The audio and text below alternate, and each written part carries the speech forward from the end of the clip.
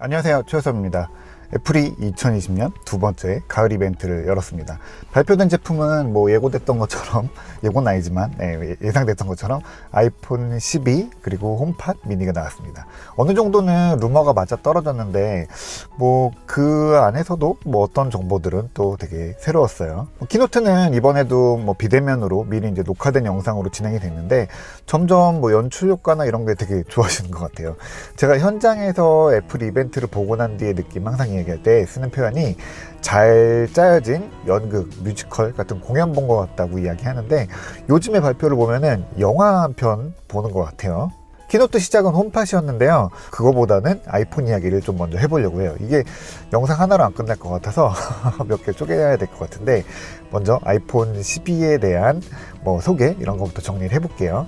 일단 새 아이폰은 12라는 넘버링을 달고 나왔습니다. 그러니까 11S는 없는 거죠. 그렇다고 S가 이제 안 나오냐 이런 건 아니고요. 디자인이 완전히 달라졌기 때문에 12라고 새로운 넘버링을 다는 게 맞습니다. 디자인은 그 아이패드 프로의 딱 각진 이미지, 그거랑 좀 비슷해요. 어떻게 보면은 저는 아이폰 4의 느낌이 좀 있어서 좀 좋은데, 저는 아이폰 4랑 아이패드 프로의 그 디자인을 제일 좋아해서 이 디자인 되게 원하고 있었는데, 저는 이거 하나만으로도 굉장히 큰 가치가 있다고 보고 있습니다. 일단 애플이 강조한 거는 5G였어요. 아이폰에 5G가 들어갈 거라는 거는 뭐 이미 연초부터 소문 많았었잖아요. 뭐 조금 놀랐던 거는 아주 높은 속도로 이제 데이터 전송할 때 쓰는 울트라 와이드밴드, 그러니까 밀리미터 웨이브 기능이 들어갔다는 건데, 이거는 5G에서도 뭐 좀 특수한 기능이거든요. 이상적인 상황에서 뭐 몇십 기가 이렇게 되는데 아이폰 안에서는 지금 4GBps 전송할 수 있고요. 못해도 뭐 1GBps, 그러니까 1초에 한 100MB 정도씩은 주고받을 수 있다라고 볼 수 있습니다. 뭐 지금은 이게 버라이즌에서만 된다고 해요. 그래서 미국 안에서만 밀리미터 웨이브를 쓸 수 있습니다. 국내는 아직 밀리미터 웨이브를 뭐 사용 서비스를 안 하기 때문에 아직은 조금 먼 이야기 같습니다. 이번에 발표된 모든 아이폰 12 라인업이 다 5G 갖고 있고요. 또 똑같은 5G 성능을 내는데, 그 중에서 또 재밌는 기능 중에 하나가 스마트 데이터 모드거든요. 이게 5G 속도가 필요하지 않으면 LTE로 평소에 작동합니다. 그러다가 고속이 필요한 상황에서는 5G로 자연스럽게 전환해요. 이게 아무래도 5G가 전력 소모가 크다라는 이야기로 해석될 것 같아요. 자, 이번에 공개된 아이폰 12는 모두 4가지입니다. 라인업이 굉장히 촘촘해졌어요. 먼저 아이폰 12 기본이 되는 모델부터 보면은 이거는 아이폰 11의 후속 모델인데 꽤 많은 변화가 있어요. 일단 뭐 디자인 바뀌었고요. 뭐 케이스는 알루미늄 그대로 쓰긴 하지만 디스플레이가 크게 바뀌었어요. 크기는 6.1인치로 이제 기존 11, 뭐 10R 이거랑 같은데 베젤이 크게 줄었어요. OLED가 들어갔기 때문이에요. OLED를 쓰면은 더 얇게 만들 수 있고 테두리를 극단적으로 줄일 수 있어요. 그래도 지금 생각해봐도 아이폰 10R이랑 11에 들어갔던 그 LCD로 만든 전면 디스플레이는 지금 봐도 디자인이나 두께나 뭐 퀄리티나 이런 걸로 봤을 때 LCD로 할 수 있는 대단한 기술을 집어넣었다라고 볼 수 있어요. 근데 이왕이면은 뭐 가격 부담만 없다면, 같은 값이면 OLED가 더 좋은 특성을 내겠죠. 뭐 두께나 베젤이나 색이나 마찬가지죠. 그래서 이번에 디스플레이 이름도 바뀌었어요.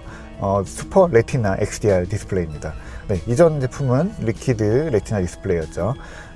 이게 뭐냐면 아이폰 프로 라인에 들어가던 그 OLED 디스플레이가 그대로 들어온 거예요. 그러니까 프로와 뭐 일반 모델 사이에 디스플레이 차이는 없어졌다라는 거예요. 그리고 해상도도 높아졌어요. 2532 곱하기 1170 픽셀인데 이게 기존보다 2배 정도 높은 해상도예요. 이전 아이폰 11이 뭐 봤을 때는 그렇게 부족하진 않지만 뭐 숫자로 봤을 때는 FHD가 안 됐기 때문에 항상 그게 뭐 사기 전에 굉장히 좀 거슬리는 부분이었죠. 물론 쓸 때는 괜찮았지만요. 이제는 뭐 FHD 이상의 해상도를 내게 됐으니까 아마 그런 불만들 없을 겁니다. 픽셀 밀도도 460ppi예요. 그러니까 1인치 안에 점이 460개 찍을 수 있는 디스플레이다 라고 보면 되고요. 돌비 비전, 뭐 HDR10, HLG 같은 뭐 HDR도 다 됩니다. 그러니까 한마디로 디스플레이로 봤을 때는 프로라인이랑 차이가 없다라고 보면 됩니다.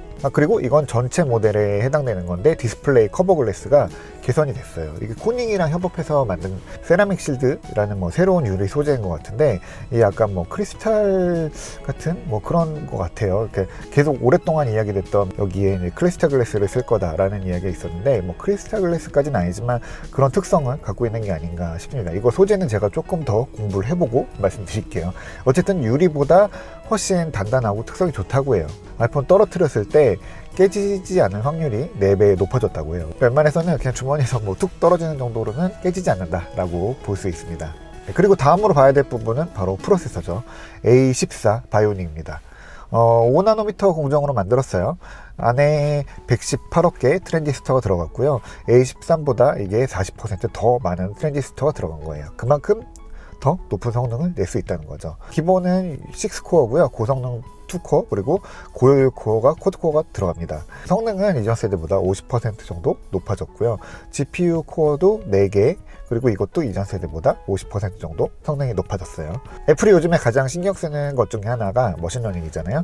그 머신러닝 전용 코어는 기존에 이제 8개에서 16개로 2배 늘었어요. 그래서 성능은 80% 정도 높아졌다고 합니다. 1초에 11조 번 정도 연산을 한다고 해요. 이 칩은 이제 지난달에 아이패드 에어에서 처음 공개됐는데 뭐 아직 아이패드 에어 팔고 있진 않지만 지금까지 발표된 모바일 프로세서 중에서는 가장 성능이 좋은 CPU라는 거는 확실하죠. 왜냐면 A13 프로세서도 아직도 가장 좋은 칩이니까요. 근데 CPU가 빠르면 뭐가 좋냐? 빠른 프로세서로 할 수 있는 것들은 사실 많지만 뭐 그 프로세서 하나로 이전과 전혀 다른 경험 할 수 있는 건 사실 요즘에 많지 않죠. 근데 그 구분을 지어줄 수 있는 것 중에 하나가 사진이거든요. 요즘 스마트폰 셀링 포인트는 여전히 뭐 카메라고요, 사진이고요. 아이폰도 마찬가지예요. 12부터 12 프로까지 모든 라인업 구성의 차별점은 카메라에 있습니다. 기본 구성은 이전이랑 비슷해요. 그래서 뭐 기본이 되는 광각 그리고 초광각을 찍을 수 있는 2가지 센서가 들어갑니다. 그 기본이 되는 센서는 뭐 저조도 성능이 27% 정도 좋아졌다고 하고요. 노이즈가 줄어들고 또 어두운 곳에서도 제 색깔을 찍을 수 있다고 해요. 스마트 HDR3가 들어갔어요. 그래서 역광이나 뭐 어두운 곳에서도 뭐 얼굴 정확히 인식하고요. 정확한 밝기를 만들어 줍니다. 그리고 나이트 모드가 옛날에는 이제 기본 렌즈에만 썼었는데 이제 모든 렌즈 적용되고요. 이게 전면 트루데스 카메라에서도 됩니다. 그러니까 뭘로 찍어도 나이트 모드를 찍을 수 있다는 거예요. 이 나이트 모드는 사진을 뭐 몇 장이 아니라 수백, 수천 장씩 찍어 하나를 합치는 기술인데 많은 이미지를 합치다 보니까 프로세서의 성능이 결과물에 직접적으로 영향을 끼치는 부분이에요. 이번에 추가된 완전히 새로운 요소 중에 하나는 맥세이프입니다. 맥세이프라고 하면은 맥 쓰시는 분들은 이거 아실 거예요. 자석을 이용한 충전 케이블이죠. 이제는 뭐 맥에선 사라졌지만요. 이게 아이폰에 돌아왔습니다. 자석을 이용한 무선 충전 액세서리 규격이에요.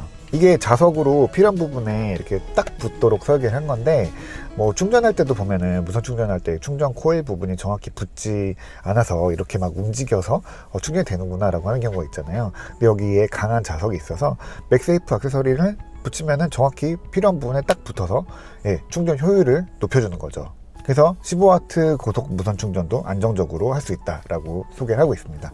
여기에 또 자석이니까 여러 가지 액세서리를 붙일 수가 있는데 여기 뭐 카드 홀더 같은 액세서리를 떴다 붙였다 하는 것도 있고요. 벨킨에서 차량용 거치대 나온다고 하는데 이게 그냥 이렇게 딱 붙일 수 있다는 거 보니까 이 뒤에 자석이 생각보다 강한 것 같아요. 이렇게 아이폰 12가 기본적으로 공개가 됐고요.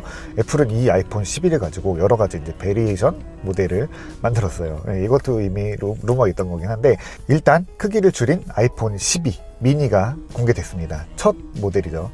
아이폰 12와 똑같습니다. 모든 부분이 똑같고요. 5G, OLED, 뭐 카메라, 성능 다 똑같아요. 대신에 디스플레이만 5.4인치로 줄였습니다. 그러니까 4.7인치 아이폰 8이나 뭐 아이폰 SE랑 비교되는 모델인데 크기는 비슷해요. 그런데 화면이 더 크죠. 전면 디스플레이를 썼기 때문에 아마 이게 조금 큰 아이폰 4 쓰는 느낌 들지 않을까라고 좀 기대가 됩니다. 그리고 당연히 프로 라인이 있습니다. 뭐 스테인리스 스틸 소재 쓰는 고급 라인이죠. 이번에도 아이폰 12 프로 그리고 아이폰 12 프로 맥스 이렇게 2가지로 나뉩니다. 화면이 더 커졌어요.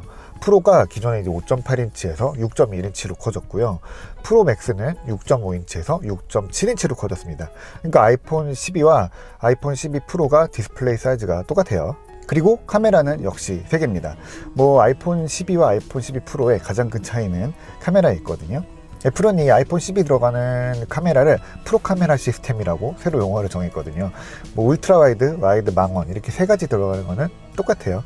근데 그 안에서도 아이폰 12 프로와 아이폰 12 프로 맥스도 카메라로 다시 구분이 돼요. 옛날에는 카메라 똑같았죠. 그러니까 아이폰 12 프로 맥스의 역할, 명분을 더 확실하게 만들어준 거예요.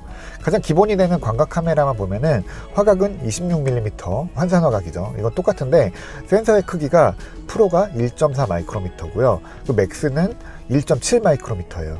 거의 한 20% 정도 픽셀 센서들이 커졌다는 거예요.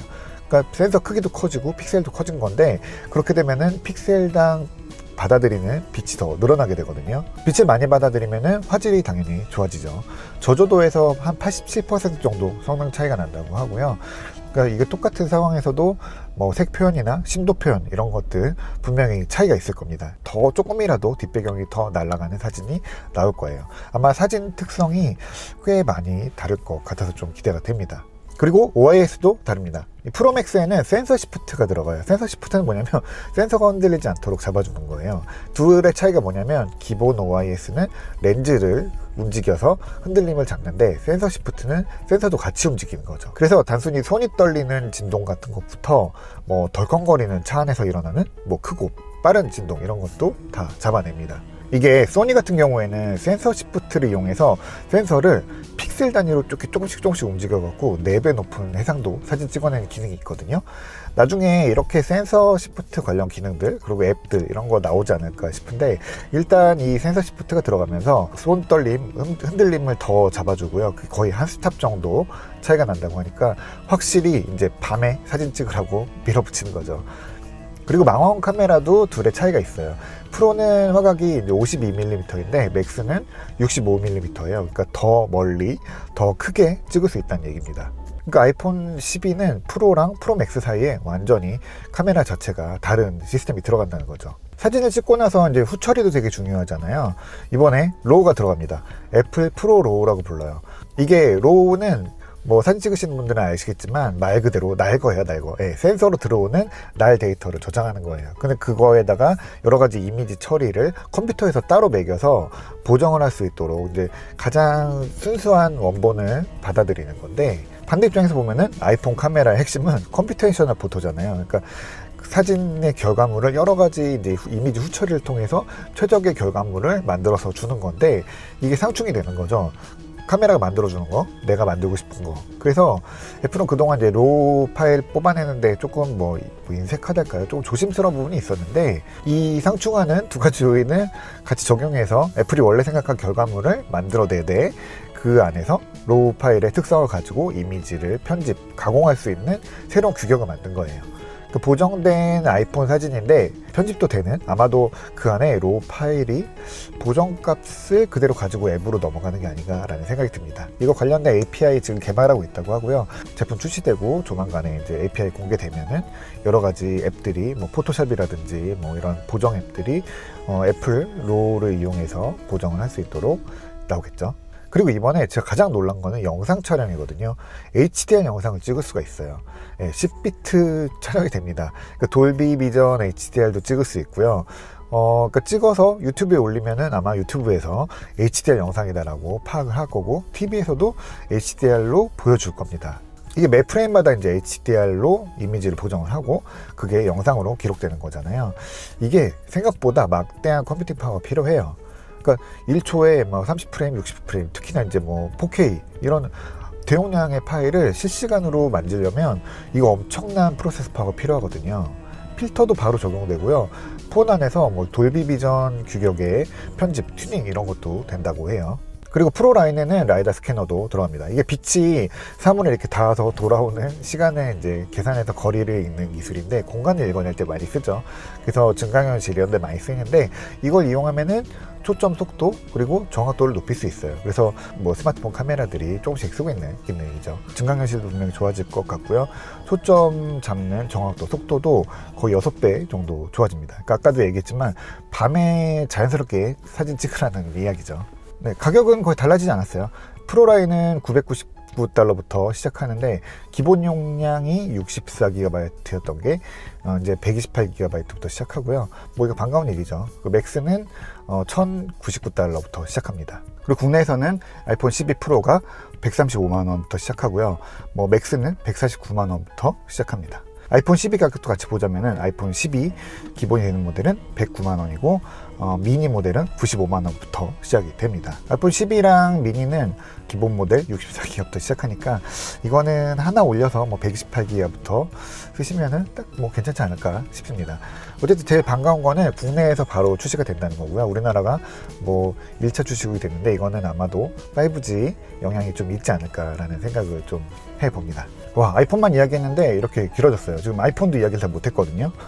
바로 홈팟도 이야기하고 새 아이폰의 뭐 지향점, 애플이 뭐 추구하는 방향성 그런 것들이랑 뭐 지켜봐야 되는 포인트 이런 것들도 빨리 정리를 해볼게요. 조금만 기다려주세요.